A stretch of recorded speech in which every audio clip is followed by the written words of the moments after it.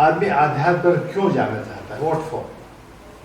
सुबह से शाम तक कमाने में, किसमें दफ्तर में, फैमिली में लगा रहता है, ये ध्यान क्यों करना चाहता है? और ध्यान का टाइम बढ़ाता भी है, अभी कहता है कि मुझे इसमें आनंद आता है।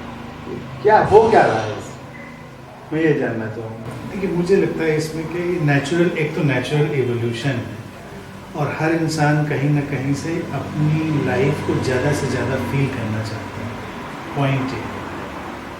और ये उसकी सेंसिटिविटी के लेवल पर डिपेंड करता है। कभी कभी नेचुरल कोर्स में सेंसिटिविटी डेवलप हो रही है इंसान की, तो वो उन चीज़ों में इंटरेस्ट लेने लगेगा जिनको अध्यात्म कहा जा सकता है। हो सकता है उसको ABCD भी अध्यात्म की ना पता हो, लेकिन वो वही बातें करने लगेगा, वही काम करने लगेगा, क्योंकि उसकी सेंसिटिविटी इंक्रीज हो रही है। अब जैसे मान लीजिए किसी ने कोई किताब नहीं पढ़ी, किसी गुरु को नहीं सुना और कहीं गांव में रहता है और उसकी ज़िंदगी में ये सब चीज़ घटने लगी, तो वो जाएगा कहीं पेड़ों के पास बैठेगा, कहीं शांत कोई नदी बैठ जाएगा, चुपचाप अपने में बैठ जाएगा, तो ध्यान नहीं कर रहा है। अभी उसको ध्यान का कंसेप्ट भी नहीं पता, लेकिन वो ध्यान ही कर रहा है। तो मेरे हिसाब से ये है कि ध्यान कोई फिलॉसफी नहीं है, that is natural evolution of life. It's similar like love. इंसान प्रेम क्यों करता है या प्रेम में क्यों पड़ता है? क्योंकि एक पॉइंट पर आकर वो इतना सेंसिटिव हो जाता है कि उसको लगता है लाइफ एक्सपैंड होती है। प्रेम में भी हम अपने से एक्सपैंड होते हैं, यानी कि हम सेल्फ सेंटर्ड से हमारा सेंटर थोड़ा बड़ा हो जाता है, दूसरों तक फैलते हैं। ध्यान में देखा जाए हम और ज़्यादा फैलते हैं, हमारा सेंटर और वाइड हो जाता है, कॉस्मिक हो। ये that is natural evolution of life.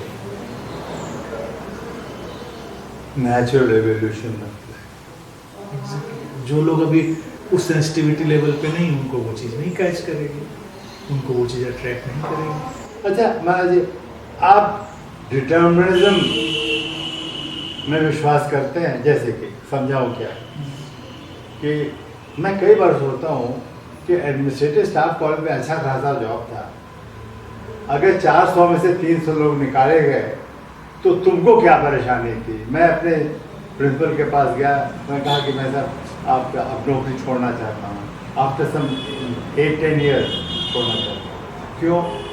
कि there's too much bloodshed in the institution, too much bloodshed. Lot of the people I know have been asked to leave, but I have not asked you to leave. ठीक है, वो आपने नहीं किया, लेकिन order तो आपने किया, तो मैं छोड़ना चाहता हूँ। अच्छा, तो रिज़ाइन क्यों करना चाहते हो? मैं रिज़ाइन इसलिए करना चाहता हूँ कि जहाँ मैं जा रहा हूँ वो बहुत डिफ़िकल्ट होगा, और जैसे नेचर होता है डिफ़िकल्ट, भागता है आदमी, मैं भागना नहीं चाहता हूँ, मैं उसको फेस करना चाहता हूँ। और रिज़ाइन करने में मुझे कोई LTC वगैरह लीव कंसेशन मिल जाए, तो यहाँ से सामान भेजा जाएगा जो कि मैंने आपको कभी बताया नहीं, उसका खर्चा रहेगा, खर्चे के बाद छोड़ो तुम, कितना तुमको पैसा चाहिए। जब तुम कुछ करना चाहते हो या कोई तुम्हारा सपना तुम उसको पूरा करना चाहते हो, तो पूरी कायनात तुम्हारी मदद करती है।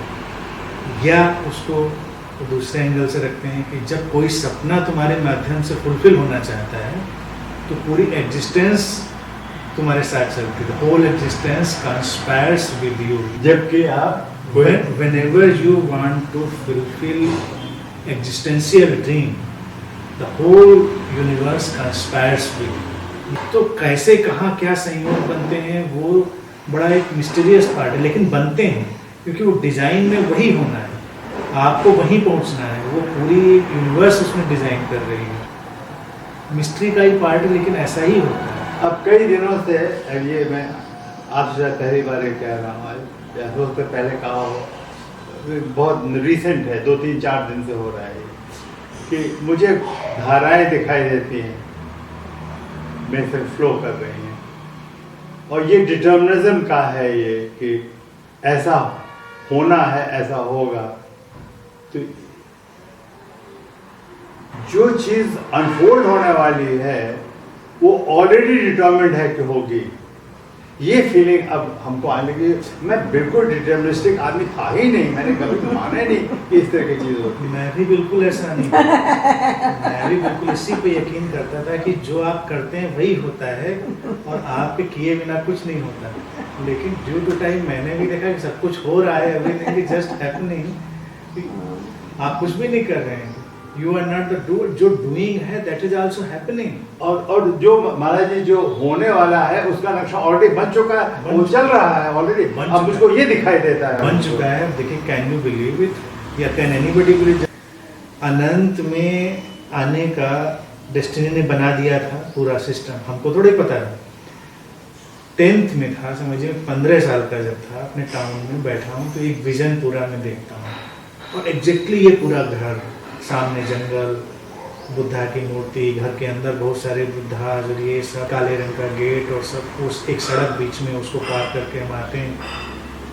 और जब वो विजन देखा तब तो आपने ना तो ज़मीन खरीदी थी, ना ये घर का नक्शा आपके कहीं माइंड में था, वो उसके बाद सब बना, फिर आपने बनाया। अब आपसे पूछे आपने ऐसा क्यों बनाया, यही वाला नक्शा, आपने काले रंग का गेट क्यों लगाया, और ये बुद्धा कहाँ से आ गए, क्यों आ गए, सब चल रहा है। तो जब समझिए फर्स्ट टाइम यहाँ आया तो बिल्कुल मुझे वो याद आ गया, मैंने कहा अच्छा ये ऐसा होगा, इधर से जाएंगे तो ये रास्ता होगा, ये दरवाज़ा होगा, ये गेट होगा, सारी चीज़ क्लियर थी। So it happened. अब देखा जाए 1986 में ये चीज़ मैं देखता हूँ, ऑलमोस्ट 1986 हो गया, 85-86, और कितने साल बाद यहाँ मैं आता हूँ तो डेस्टिनी ने उसको कहीं ना कहीं से तो पहले ही तय कर दिया था। आपका तो बहुत स्पष्ट है, बहुत क्लियर है, मेरा तो प्रोबेबिलिस्टिक चल रहा है इस वक्त कि ये धाराएं भी हैं, ये डिटरमिन कर रही हैं कि क्या होने वाला है। अब मुझको ये हो रहा है कि that something going to happen which is already determined for you. अब मैंने कभी ऐसा सोचा ही नहीं जिंदगी में, अब 3-4 रोज से हो रहा है, ये धाराएं बह रही हैं। बिल्कुल सही सोचते हैं। बुद्धा का यही लास्ट स्टेटमेंट था, मैंने इस पर कितनी बार बोला, events happen, deeds are done, consequences happen, but there is no personal doer of anything। वही यही बात है। अब मैं इसको ज़्यादा समझ रहा हूँ, मैं इसको सुन चुका हूँ, समझ अब ज़्यादा रहा हूँ इस वक्त। मेरे संवाहक का क्या मतलब होता है? कैरियर। वही आप हैं, आपको तो भेजा गया है ना, नहीं आपके लिए कह रहा हूँ, आपको भेजा गया है, हम लोग को साथ ले चलने के लिए। हम लोगों को साथ